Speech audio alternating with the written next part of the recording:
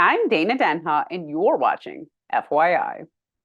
Eastern Michigan University is launching into the future with a state-of-the-art submergible rowing course that lives at the bottom of Ford Lake.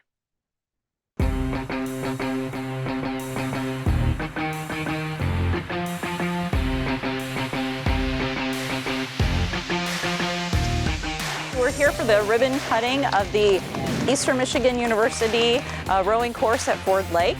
It's a 2,000-meter championship rowing course. It is 8 lanes, and it is set up where we can actually submerge all of the lanes if we want, and then we can bring them back up. This is the only 2,000-meter fully buoyed 8-lane course in the state of Michigan now. This was just perfect the way it was.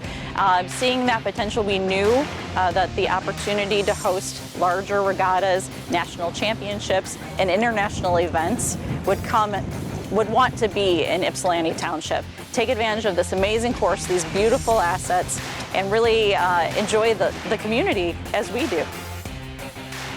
We want to be the Midwest hub for rowing.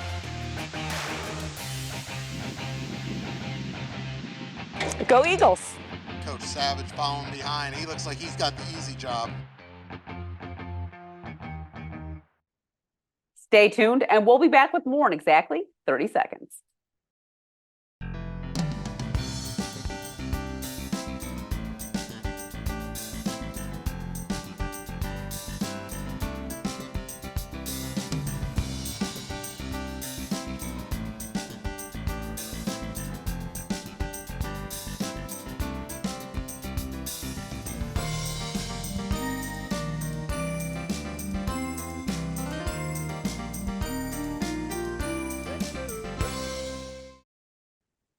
Water is survival, and it's our responsibility to care for our local waterway as it provides delicious and necessary H2O to all the homes and businesses in our area.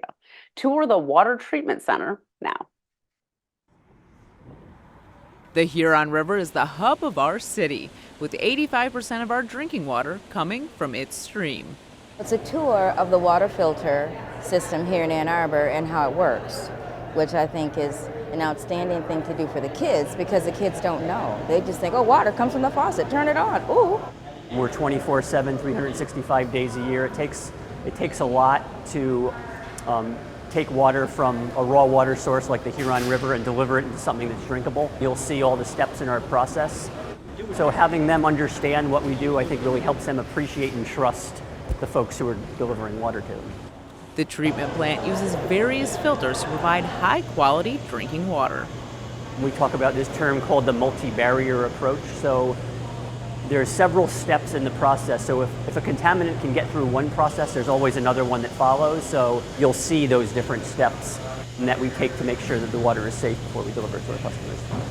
I have got a chance to drink Animal's drinking water. It's really good, and I think it's healthy. The actual steps involved in processing water and the elements used, and being able to see dirty water be processed to what we drink. It's like, dang, it's actually crystal clear.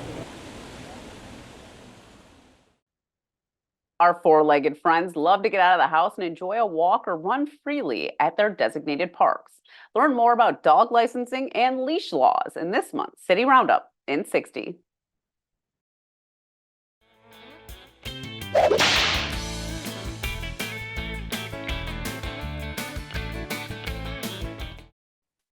Hello, I'm Rachel Weinberg with the Ann Arbor City Clerk's Office, here to talk about dog licenses. All dogs in the city of Ann Arbor must be licensed. Not only does licensing help in reuniting lost dogs with their owners, but it's also a state law. Did you know the City Council recently changed the dog license ordinance to coincide with state law?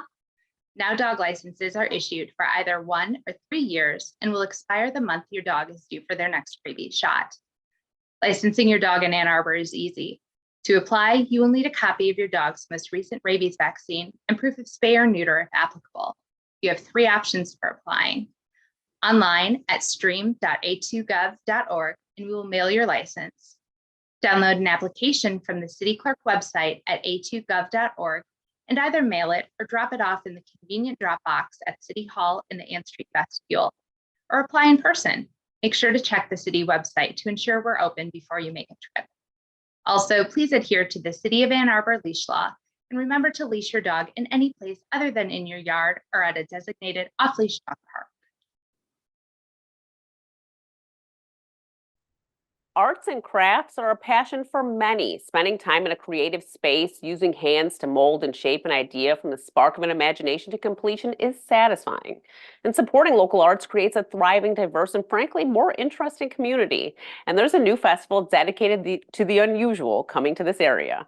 Joining me is Isaac Selling, organizer of the Off Color Art Fest. Welcome to the show, Isaac. Hi, thanks for having me. Why don't you tell us a little bit about yourself and why you wanted to organize a festival like this for the Washtenaw County area? Well, I'm an Ypsi local. I've been here since, well, just before the pandemic. So I'm a relatively new Ypsi local, but nonetheless, I've been bartending and serving in the area and been plugged in with the art scene. Went to Washtenaw Community College for photography. So I got to see a lot of cool upcoming artists that definitely need a space to display their stuff and sell their stuff. And I really want to see small businesses grow. And I like it when my friends are able to make some money, you know? Yeah, I think the interesting thing about supporting local arts is I don't know if people always realize that artists typically have another job. Like art is like their second job, but they have to make Yeah, money somehow. But how no, amazing definitely. is it to make money from your art? Like that's like such a like dream come true, I'm sure. It's a gift for sure. Not a lot of artists get to grow in that regard. And thankfully, I lucked out and I kind of stumbled my way into being involved with Dipsy, which has been a staple in the Ypsilanti art scene for 10 plus years. Um, and so during the pandemic, I was bummed out to not see it happening, and made friends with some people that were involved with starting the whole thing, and we got it rebooted post pandemic, and we had two pretty dang successful events over the last couple of years here at Arbor Brewing Company where I'm at right now. So yeah. Well, that is actually going to be the location for what we're talking about today, which is the Off Color Art Fest. Tell us a little bit more about the Off Color Art Fest and what makes it sort of unusual from other exhibitions or exhibits you might see around town. Yeah, so Off Color Art Fest, our philosophy is leaning into the weird, leaning into the stuff that you might not see at the Ann Arbor Art Fair or Plymouth's Art in the Park. We're trying to incorporate a lot of artists that wouldn't necessarily be able to afford to get into those fairs. And we like having a space where people can just relax and be themselves. One thing that I think really sets us apart is, since we are having the art festival at a brewery in town here, Arbor Brewing Company, we get to piggyback off of their liquor license, and so people are able to walk around the whole festival enjoying a beer. But I mean, with that said, it's still fun for the whole family. Thankfully, kids are allowed to come. There's lots of cool stickers and things, lots of different vendors that will have stuff for everyone. Is it indoor, outdoor? Is it partially inside and partially outside then? So it's all outdoor. We're trying to have some art installation kind of things inside of the brewery, or at least the tap room of it. But the vendors will all be located outside in the parking lot and in the beer garden where I'm currently sitting. So And yeah, it's 2 days? it is 2 days. It is May 18th and 19th. On the Saturday, May 18th, the hours are 11 to 9 p.m. And on the Sunday, the hours are 11 to 6 p.m. Yeah, that's a long time to, you have all day one day, and then Sundays we expect everything to be a shorter day. So a lot of time to go shop around and support local artists. I was actually, you have a Facebook page and you've been adding more and more artists and what, some of the vendors that will be there. And I'm like ready to shop. They're I fantastic. just redid my kitchen and we put like a gallery wall. So like when you walk in the house, I have like artwork, but I have like empty spaces. And I'm like, oh my gosh, this is the place. This is where I'll fill up my spaces. There's going to be lots of stuff to fill those spaces here. That's for sure. But yeah, we just finalized our list of vendors that are going to be there. So everything's all set, and we've got all of the vendor previews in queue, and we're just trying to brag about our artists that are going to be here. So Well, do you want to tell us about a couple of them, spotlight a couple artists? yeah, I mean, I've got over 60 artists, so I'm not trying to play favorites with anyone here, but I do have some artists that are staples in the local art scene here. One of them being Holly Schoenfield. A lot of people know her from Holy Bones, her art fest that she puts on. She's great to have around because she's been helping out with a lot of organizing for Off Color. We've got Typify by Tyler Smardick over here, and he's got some pretty iconic futuristic illustrations that are in the surreal, and they like to make a little bit of commentary on just social situations. Got my good friend Tyler, who is just a supremely talented ceramicist. He does some amazing work with some really, really cool finishes. And then another artist that I have is Eric Fine from Fine Objects. He's pretty well known around town. He has a lot of 3D printed objects, highlighting a certain iconic water tower in town that I don't necessarily need to name, but if you're from here, you know what I'm talking about. Yeah, I would say so. Even my 7-year-old knows. Oh, okay, cool. Need to say the name Anyways. here.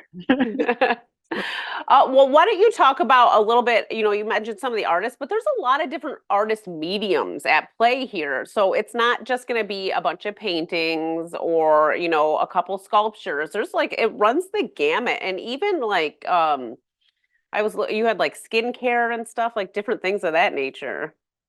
Oh yeah, we've got all of it. We've got tons of 2D art painters, illustrators, and whatnot. We've got people who make different forms of apparel. Lots of people that repurpose thrifted items. We've got some talented leather workers. So there's like some, locally made purses and wallets that are going to be there. Some really talented candle makers, like Bookend Candle is going to be there. Her stuff just smells fantastic.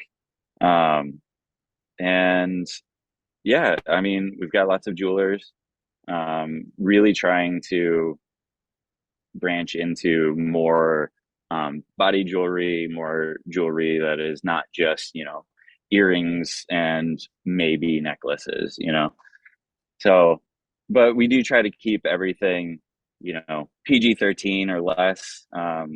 Being an art fest called Off Color, there could be the connotation that, things are leaning a little bit off color, and they are in a way.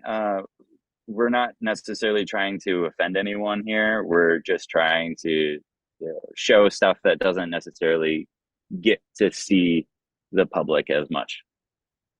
Well, I think that's part of the reason why I was so intrigued by it, because I feel like maybe what I like is a little more off color than what other people. So like when I was like I said, I had this wall and I was like, I pulled stuff from around the house that I had to put there, but then I was like, I need something different, and I went online and I looked, and a lot of times if you're like an artist by hobby, you don't have a website.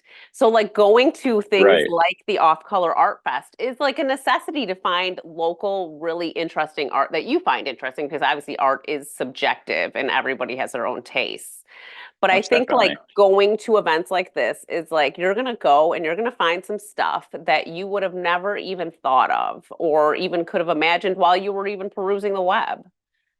Oh, yeah. I mean, that's the beauty of it because tons of these artists, they have so many cool items that they've taken photos of for, social media promotion and whatnot. But then they'll show up with a ton of other stuff where it's like, why didn't you take pictures of this stuff and send it to me? Like, I would have been like promoting this, but you know that's the beauty of it is you just get to see a taste of it on the vendor previews, and then when you get there there's so much more to see. All the more reason to actually come out and not just look at things online and judge by that.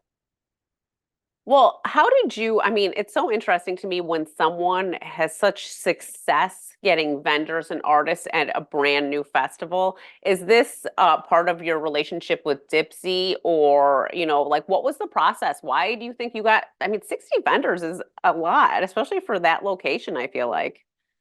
Yeah, no, for sure. We definitely have Dipsy to thank for the amount of vendors that have voiced interest that have applied. I mean, I even have a wait list of vendors in case any, drop out for whatever reason. So yeah, I mean, we're definitely we're definitely a DIY festival, but we we aren't too proud to say that we've done it all by ourselves. Um, Without Dipsy, Off Color definitely would not have had as much reach as it's had so early on. So we're very thankful for the relationship there. Very thankful for Dipsy allowing Off Color to take over the socials after Dipsy closed down. So that's been definitely a big boost and a major help. And so yeah, yeah. Isaac, you're someone who feels like art is very important to people in general, probably even to your mental health in a way. Why is it imperative to have things like this, the Off Color Art Fest for people, for artists and for people that love the arts? I feel like so much of our lives are spent with so many mass produced items. And there's so many large corporations that pretty much have a monopoly on all of our money. Um, and it's really frustrating. And when you find cool things that are either like helpful or pretty or what have you, you you're going to want it, but you also want to see your community thrive. And if all of our money just keeps going towards large corporations, then it's going to go out of it's going to go out of our city. It's going to go out of our country. And it's going to go out of the hands of real people and into just some machine somewhere. Um, so I think it's very, very important that there are lots of these markets. And Dipsy is, well, sorry, um, Ipsy as a whole definitely has its fair share of art markets. And some might say it's oversaturated, but I think it's important that we have a ton of them. Like we need to have space for these small artists to grow. And if you don't have that space, I mean, what are you going to do? Rent a storefront for 1,100 a month, like on top of your already expensive rent? Like it's not going to work, and people are just going to remain trapped in the cycle of working a job that they hate and doing their art as just a way to blow off steam. So I think it's really important that there's a lot of these kind of events and markets popping up. It it keeps the money local, and I would much rather buy a vase from a friend of mine who made it than go to IKEA. Oh, definitely. And I think it's really cool to think about the fact that when you're going to, when you go to IKEA, you have no idea who made it. It was just some factory situation. Yeah. But when you go to something like the Off Color Art Fest, you are able to speak with the artist and like Oh, find out definitely. their inspiration behind the work. And I think that actually adds a sense of like it gives the art more depth. Because if someone comes to your house and they're like, "Oh, where did you get that piece?" And you're like, "Oh, I actually got it from this artist and he told me about what he was thinking about when he made it or what they were thinking about." And that actually adds so much value, I feel like, to your art to know like stories and who the artist is too.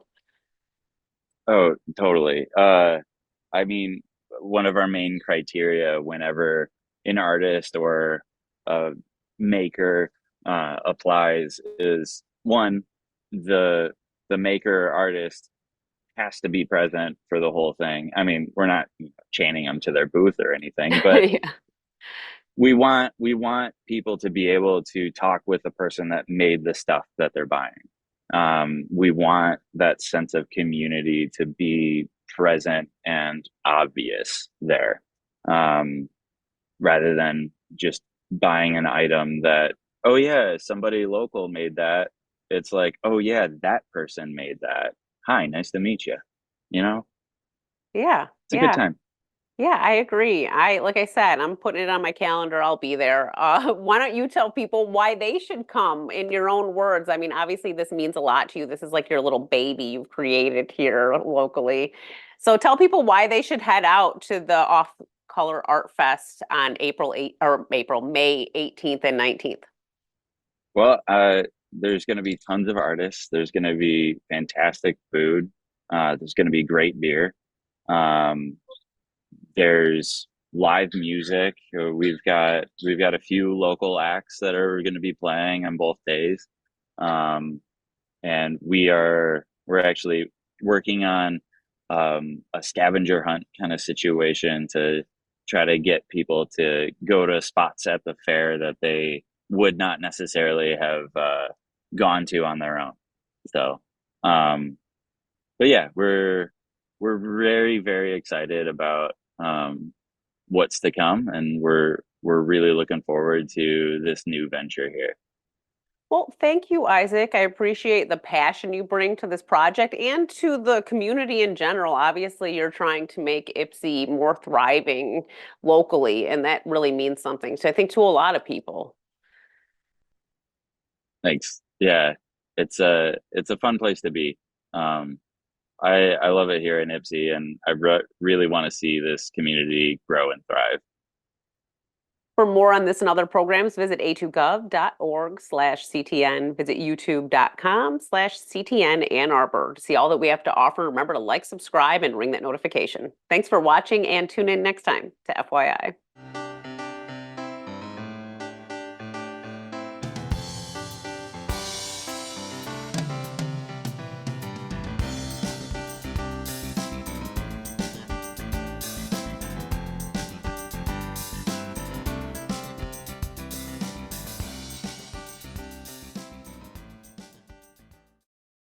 Hi, my name is Trevor Joe. You might recognize me from TV shows such as Law & Order SVU. Are you high?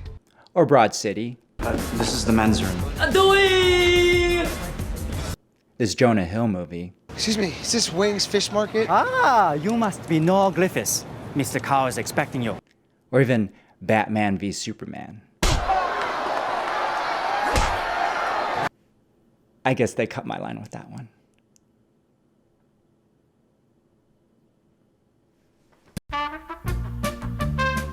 Whatever. Okay. Great.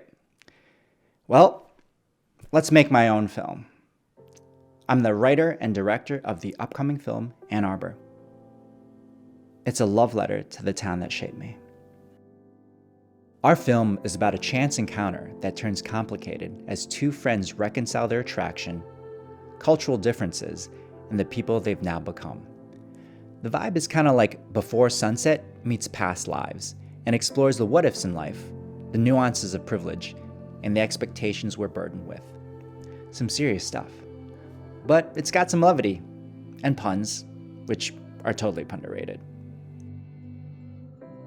So this all started when I came out to LA to keep making films, and then the pandemic hit, and I got homesick.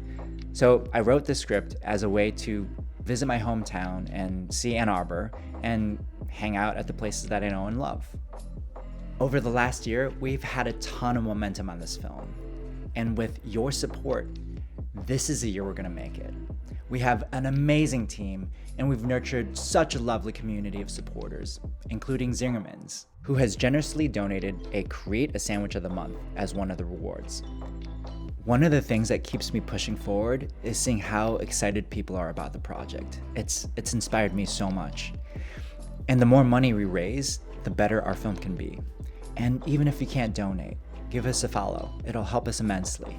So together, let's make Ann Arbor the best film it can be.